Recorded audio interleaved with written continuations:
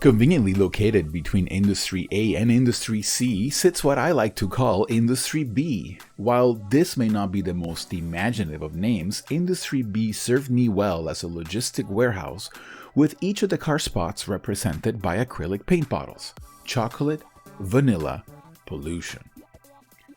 One day, however, those bottles just wouldn't do it anymore, and I decided to embark on a perilous yet dangerous journey of building a structure for the layout. Here is one problem. I've never built a structure before. Yes, I am scared of the horrible mess I'll make, but I'm also excited about what I will learn from it. This simple kit is not only going to introduce me to a variety of skills I have never had to use before, but it will be my baseline to judge all my future trials. Plus, no matter how ugly this turns out to be, it will still look better than those 3 bottles of acrylic paint. Chocolate, vanilla, what are you? My second dilemma comes from reading Lance Mindheim's Model Railroading as Art. In this book, Lance lays out the ingredients for what appears to be a challenge. Using the concepts of color, composition, contrast, vertical lines, and negative space to take the mundane and make it a beautiful work of art that evokes emotion. Just how do you make a warehouse do that? The cover art of the box shows a meticulously put together kit. The structure is neatly assembled without any obvious flaws. There are no gaps. It is slightly weathered to break a monotone look. The colors picked are spot on. And to be perfectly honest, this warehouse does evoke one emotion in me: jealousy. I'd be happy if I could make my warehouse look this good, never mind turn it into a work of art. Unless, of course, that is the whole point of making the mundane beautiful. This is a Walther warehouse, a cleverly designed kit that is completely beginner-proof. After over-engineering the new foundations out of styrene, I played around with a surprisingly generous amount of parts and built the front of the warehouse. In How to Operate a Switching Layout, Lance explains how a single industry becomes multiple mini-industries when they require a diverse type of freight car at specific spots. Following Lance's advice, my 3-door warehouse became a 2-door Ford processor, and while I was not sure how to fill the empty space I was left with, I decided to immediately make a mess with the styrene, as apparently using a ruler or cutting a straight line are clearly beyond my strength. But nothing a Dremel can't fix, am I right?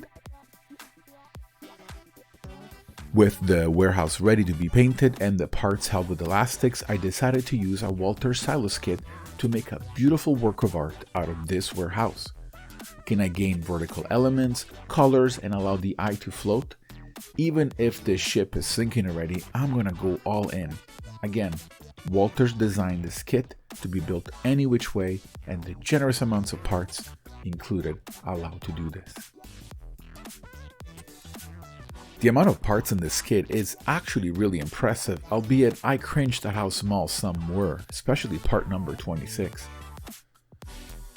In this time-lapse, my wife and I chat while she tries cutting parts off a sprue. In this one, you get a glimpse of one of my evenings. In this time-lapse, you can see me thinking as I twiddle my thumbs, then discover part number 26.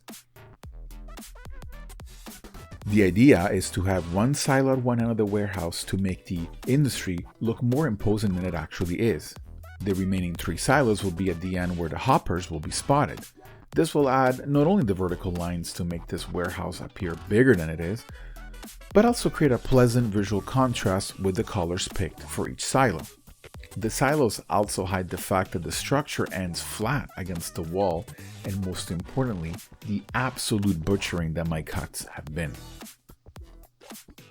With my rattle cans, I went Jackson Pollock on the various surfaces. I'm terrible at gluing, but I pulled through. I even made my own weathering mix. I often spent no more than a few minutes a day working on this, and next thing you know, it was done. It was extremely rewarding to see the slow but steady progress and watching a hunk of nondescript plastic parts turn into a semi-decent and somewhat convincing warehouse. So here it is, my first structure. Can the mundane be made beautiful? What do you think? And what do I think? Well, I can see every flaw. I cut my styrene with the grace of a caveman. My warehousing isn't even perfectly straight. I could definitely do better. But these are the thoughts of every artist when they survey their creation, aren't they? The positive emotional reaction from friends and family seemed genuine. Did I succeed in creating a beautiful work of art that evokes emotion? Maybe. Still, regardless of what I think, it sure beats having those 3 bottles of acrylic paint. Chocolate, vanilla, this is the end.